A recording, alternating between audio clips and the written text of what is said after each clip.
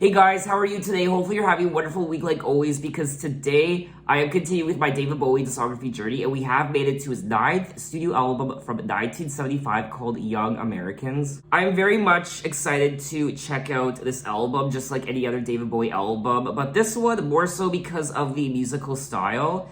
Commentators have described the record as blue-eyed soul, while Bowie himself labeled the album's sound as plastic soul. So it looks like he has officially moved away from glam rock that we have experienced on his last few albums. The album did receive mixed reviews from critics, and even to this day continues to receive mixed reviews. David himself had mixed feelings about the album throughout his lifetime. However, David Bowie biographers have considered this to be one of his most influential records, more so because David at the time was among the first white musicians of the era to overtly engage with black musical styles. Now, I am looking at the track list, and there are 8 tracks on the album Young Americans, and the album is 41 minutes. I don't recall hearing any of these songs before. So let's get into it with track number 1, Young Americans. And all I'm smelling right now is smoke from outside. I live in Canada, and there have been many forest fires. It's been very dry this summer, especially where I live. I don't remember last time it's rained, and it's very smoky right now outside, and that's all I'm smelling at the moment. So forgive me if I have to spray some air freshener.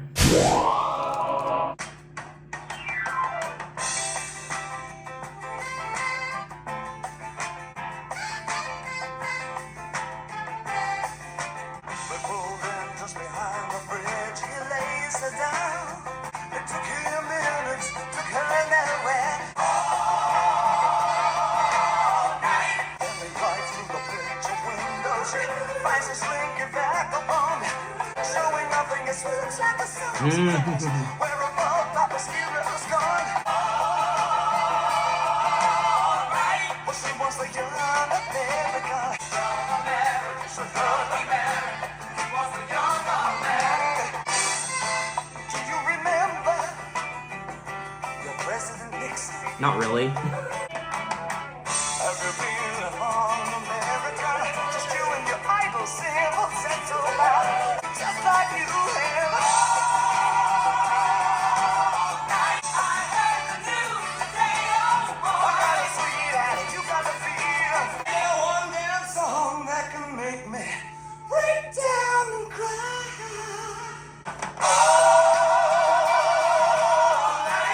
Oh my.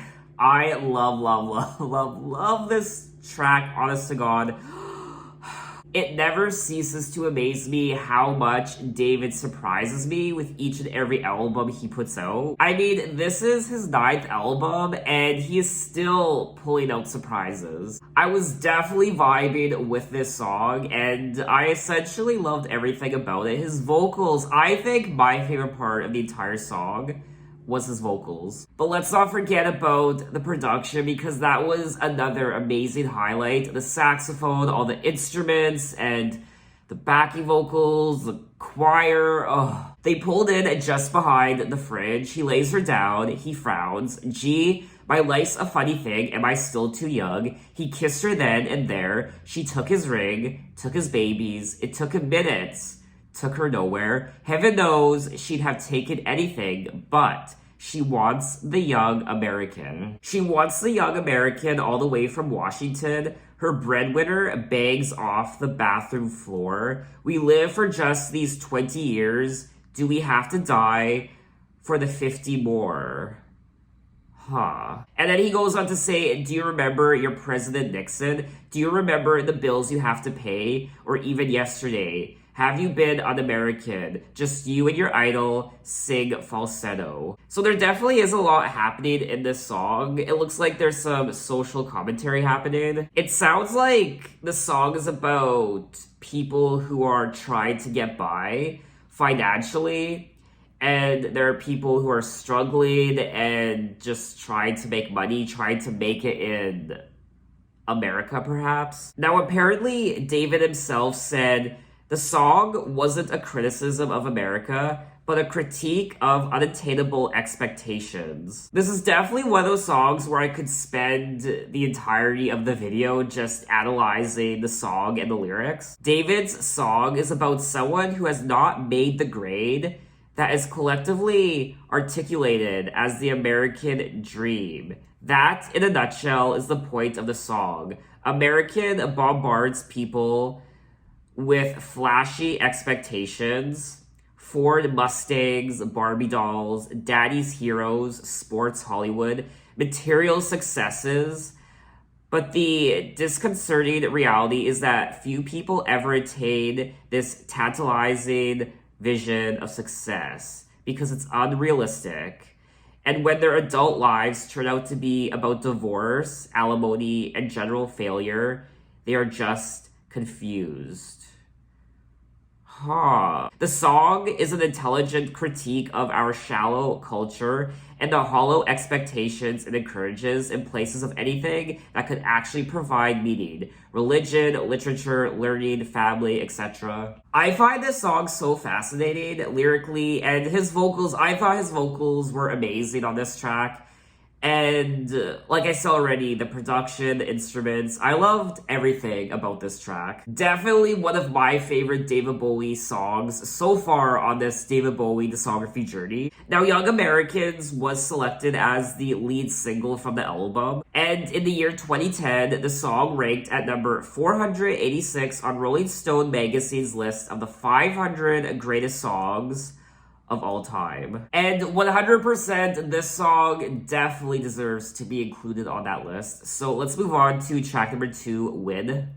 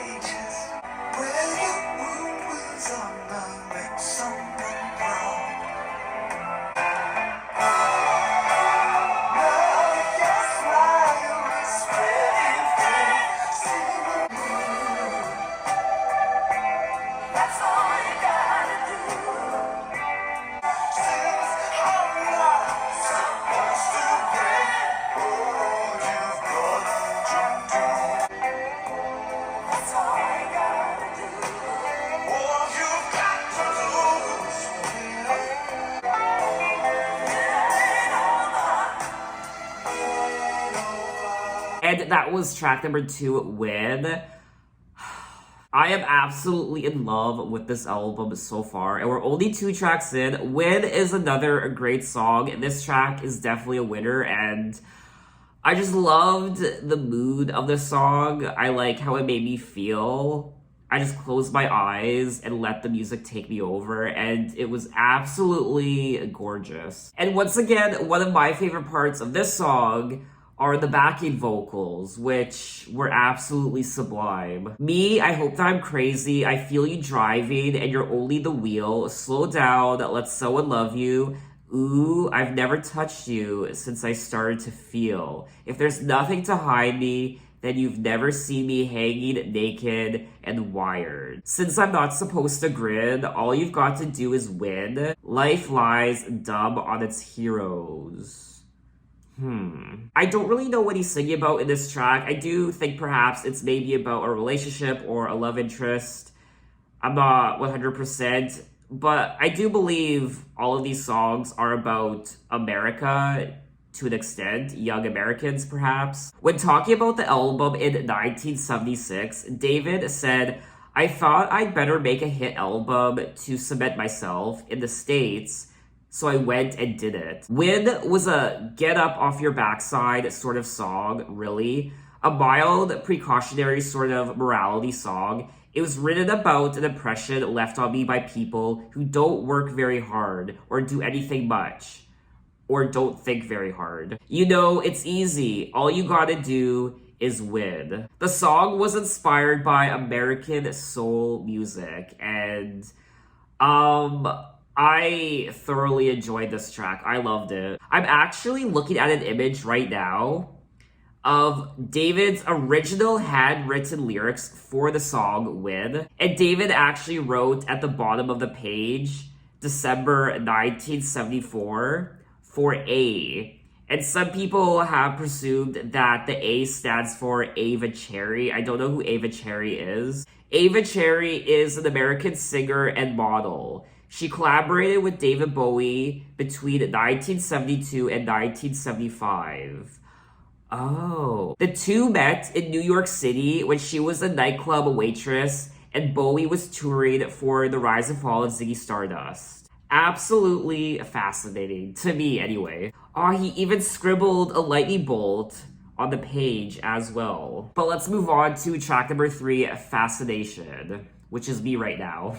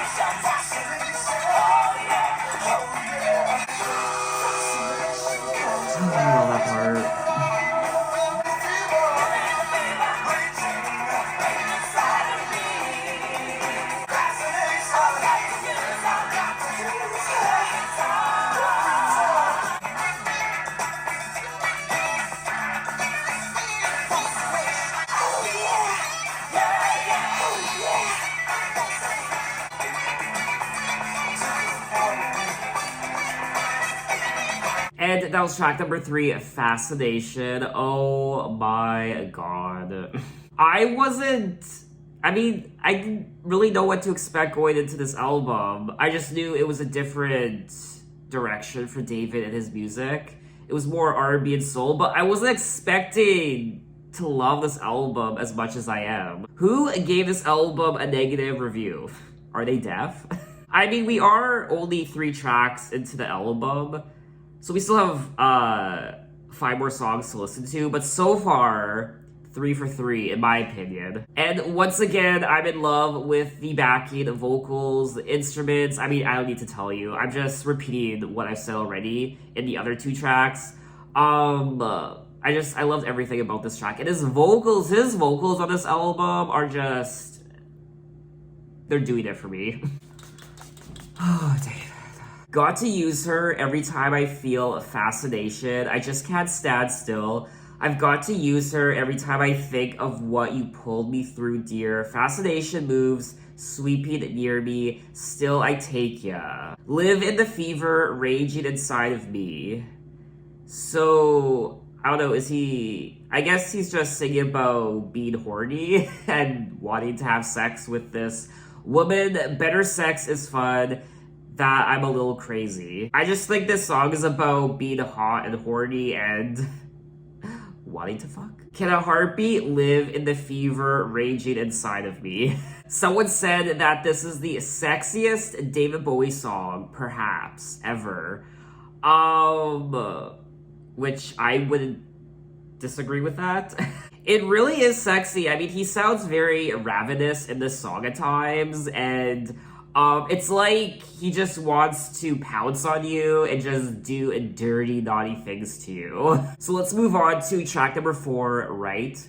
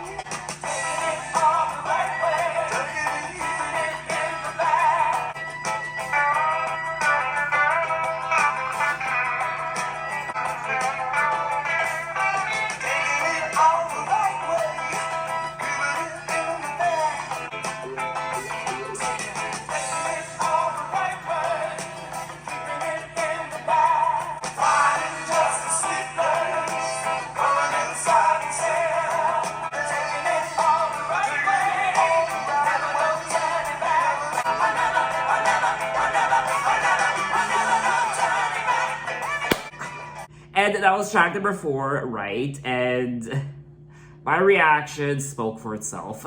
I'm running out of good things to say about this album. I'm pretty much going to be regurgitating myself from what I said already about the other 3 songs. The backing vocals and the instruments, the production, his vocals, just everything, the vibe, the atmosphere. Oh, I personally think these songs are some of his best works. And I don't know if I'm overreacting when I say that.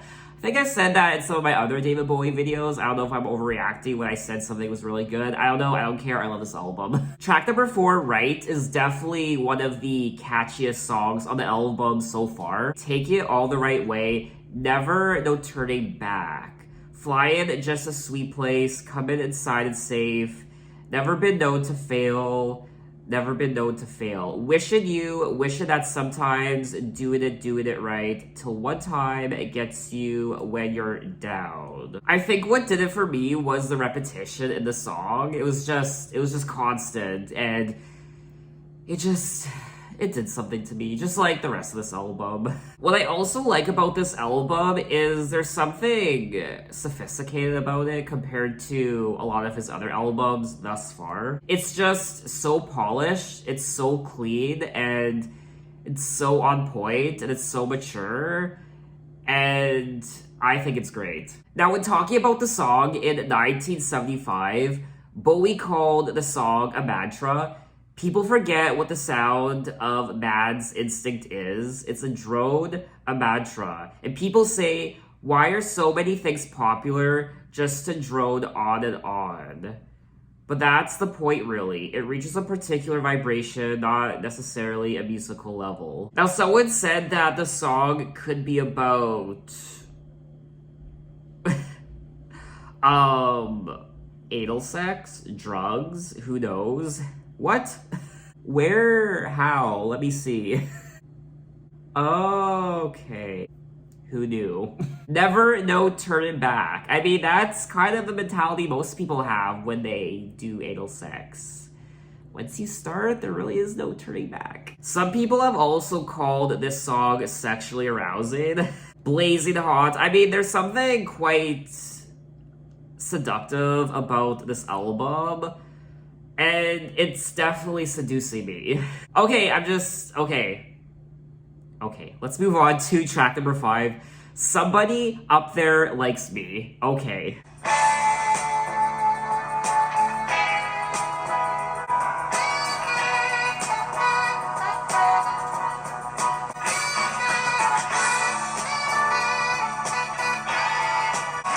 Everybody's talking on everybody's war.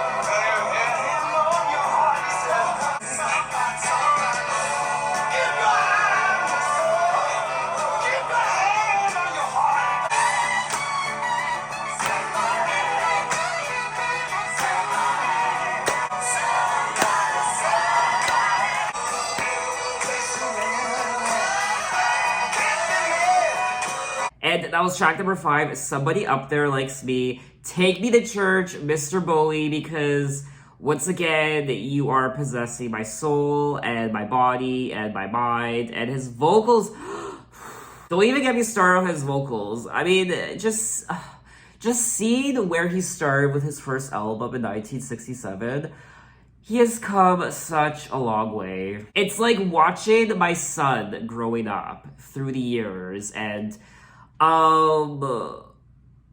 It's beautiful. I mean, I imagine this is what it feels like to be a father watching your child, your son, grow up through the years from a toddler to a kid to a preteen to a teenager to a young adult to an adult. Just, I don't know, just that progression through life, and just David Bowie's progression through his music through the years is just, I'm so proud. Now, obviously, I mean, this song is quite faith-based. Somebody up there likes me, so I imagine he's singing about not necessarily God or Jesus, just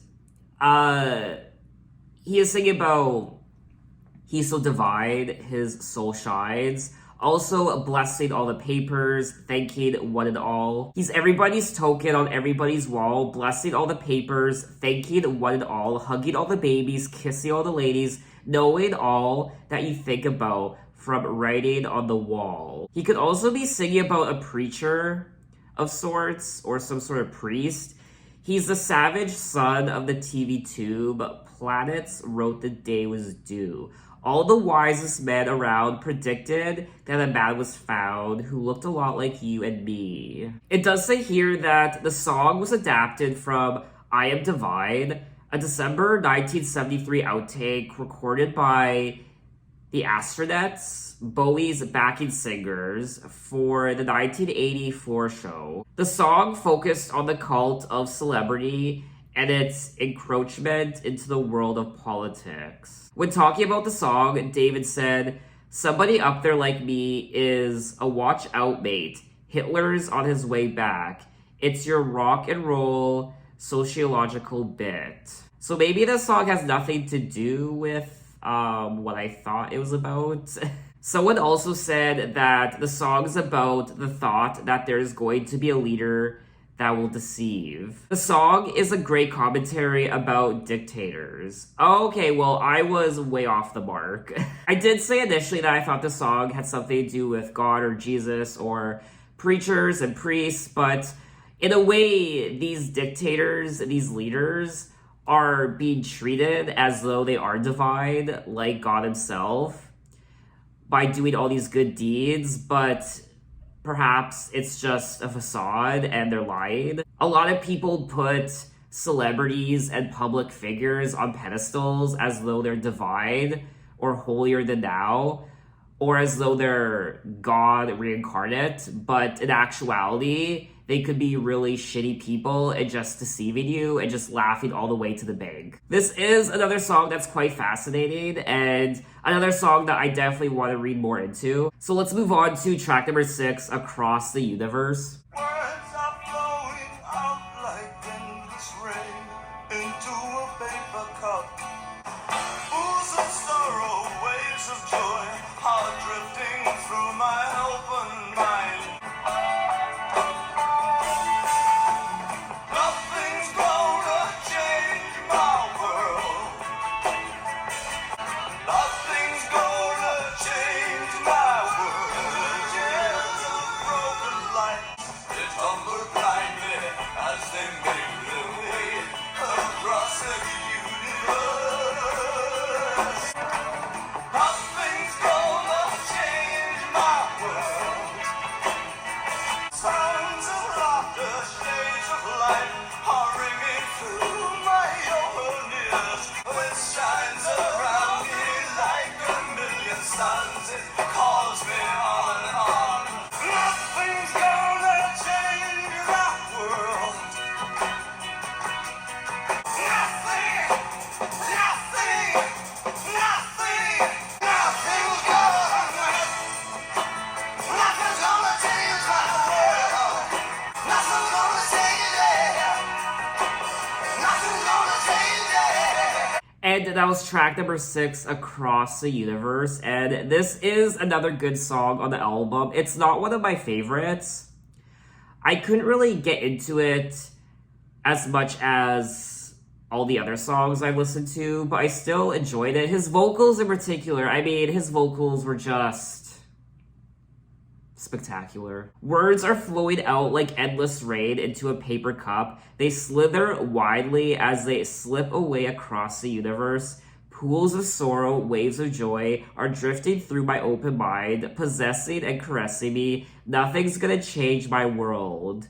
Nothing's gonna change my world. Sounds of laughter, shades of light are ringing through my open ears, inciting and inviting me. Limitless, undying love, which shines around me like a million suns. It calls me on and on across the universe. I really like the lyrics of this song, and it does say that the song was written by John Lennon and Paul McCartney. Is this a cover? Oh, it's by the Beatles. Okay. Oh. I mean, I don't think I've ever heard the song before, so that was a nice surprise. In a 1970 interview with Rolling Stone, John Lennon referred to the song as perhaps the best and most poetic lyric he ever wrote. He said, "It's one of the best lyrics I've written. In fact, it could be the best. It's good poetry, or whatever you call it, without chewing it. See, the ones I like are the ones that stand as words without melody. They don't have to have any melody. Like a poem, you can read them." Well. I mean, like I said already, I really liked the lyrics of this song, and they were a joy to read. I particularly like this lyric. Words are flowing out like endless rain in a paper cup. They slither widely. You don't hear the word slither a lot in songs. And I just like how it rolls off the tongue. Slither. Although I like saying that word. They slither widely as they slip away across the universe. I would like to listen to the Beatles version, but I will be going on my Beatles discography journey hopefully next year. It probably won't be this year, but I am aiming for next year, and I am highly anticipating that series. But let's move on to track number 7, Can You Hear Me?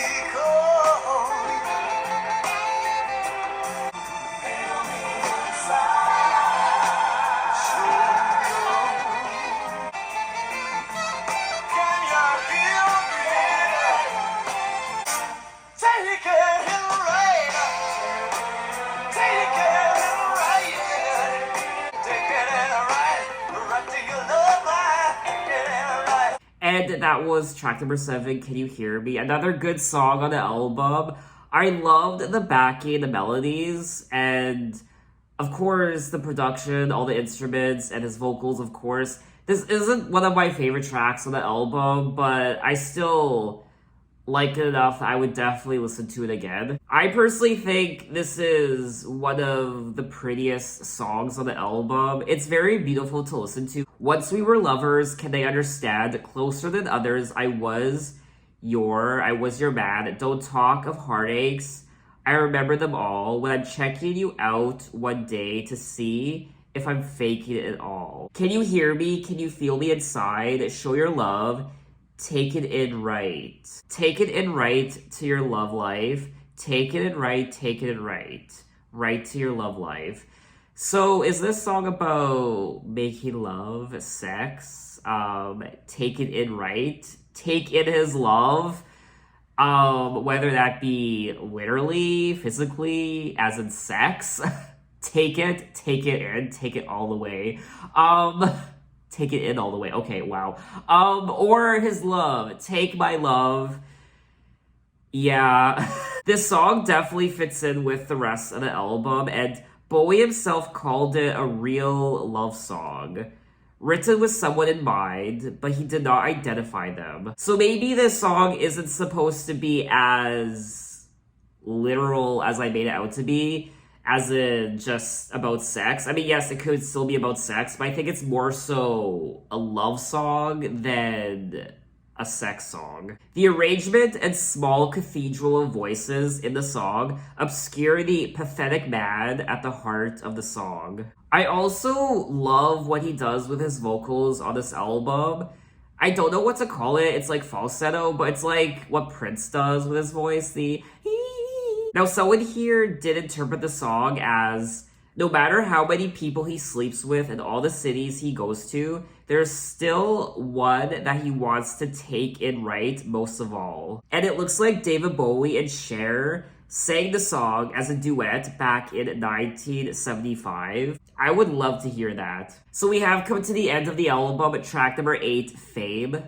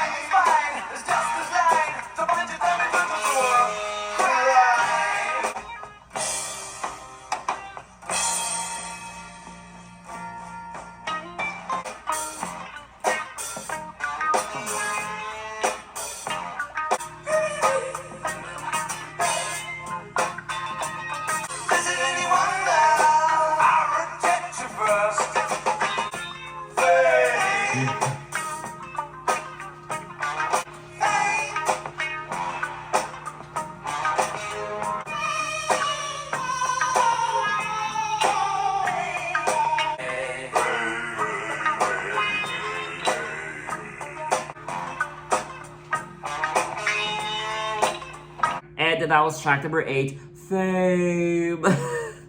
I love that part. I really enjoyed this track. I think this is a little bit of a sassy song, and I really enjoyed it. And the song was also co-written by John Lennon. Fame. Fame, not your brain, it's just a flame that burns or change to keep you insane. So essentially, I feel like this song is about the dark side of fame and how enticing it is, and like a moth to the flame, it makes you do things that you otherwise would do. It kind of brings out that wild side, and it kind of blinds your judgment. It says here that the song is a funk rock song that represents Bowie's and Lennon's dissatisfaction with the troubles of fame and stardom. The song is one of 4 of David's songs to be included in the Rock and Roll Hall of Fame's 500 Greatest Songs That Shaped Rock and Roll. David would later describe Fame, the song, as nasty and angry, and fully admitted that it was written with a degree of malice. The song is also about money-grabbing managers, mindless adulation, what is that word? Anyway, I've never read that word before. Anyway, unwanted entourages and the hollow vacuity of the limousine lifestyle. I don't know, I feel like a sassy bitch when I listen to this song. I just want to be like, fuck off, get away from me, don't touch me. So that was all 8 songs of Young Americans by David Bowie, and I think this is the very first David Bowie album where I have enjoyed every single song. I didn't dislike a single song. Obviously, there are songs I like more than others, but I essentially loved every single song on here. It's a very cohesive album, lyrically, and don't even get me started on the production. The production was a joy to listen to, the instruments and the horns, the saxophone, the piano, just everything. And The harmonies of the backing vocals. The backing vocals was also, that's my Canadian accent, also. And the backing vocals as well. The backing vocal harmonies were just beautiful to listen to. And of course, David's vocals on the entire album and every single track was wonderful. I liked how he was using his falsetto a lot more on this album, and it was so rough and sexy and just, it was sexy. I really liked his singing on this album. I can see why this is one of David's most influential records, because I am absolutely in love with it. I mean, hands down, this has to be one of my favorite David Bowie albums thus far on my David Bowie discography journey. I personally think anybody who gave this album a negative review is hard of hearing. And I'm usually very respectful of other people's opinions. I mean, I've given negative opinions about songs and albums that other people have enjoyed, but I find it hard to believe that anybody would hate this album. I can see people disliking it, I guess. It's not for everyone. Production-wise, I mean, a lot of people don't listen to this type of music, but I find it hard to believe that there are people who would hate this album. Even though I did enjoy the lyrics on this album, I don't find the lyrics on this album to be as, I guess, engaging and captivating as a lot of his other albums. But I guess what the album lacks in its lyrics, it definitely makes up for in the production and the vocals. I think this is a great David Bowie album. I think I mean, I haven't listened to many soul albums in my lifetime, so, I mean, who am I to say if this is a good soul album? I don't know if it is, but I really enjoyed it at the end of the day, and for me, that's all that matters. So I think that's all I have to say on the album. What did you guys think of it, and what are your impressions? I mean, David just keeps getting better and better with his music, with each album he puts out. I am curious to know how far David can keep this trend going of his albums just getting better and better. Where will David's peak be? And when will his music start to decline? I never want to reach that moment in a musician's discography where they reach their peak and then you start to notice a decline in their material, which I find almost always happens in an artist's discography. But even though an artist will reach their peak and then decline, there's always a chance they'll peak again later on in their career. I mean, it's happened before with other musicians, so they keep going up, and then they reach their peak, and then they start to decline, and then they plummet, but then they kind of gradually pick up again. And it's kind of like a wave effect. Goes up and down in terms of quality. I mean, obviously, I'm no music expert. I just give you my opinions. But anyway, in my next David Bowie video, we will be moving on to his 10th studio album. We have made it to his 10th studio album, finally, with Station to Station, released in 1976. Now, this album is regarded as one of his most significant works. So, reading that, I mean, there are high expectations going into this album, Station to Station. It was ranked number 52 on Rolling Stone magazine's list of the 500 greatest albums of all time. 52! Wow, so it looks like this album is a really, really big deal. So I'm excited for that. Thanks for watching, guys. You can find me on Instagram, you can find me on Twitter, you can message me, you can say, hey, how are you? And I will see you next time. Take care.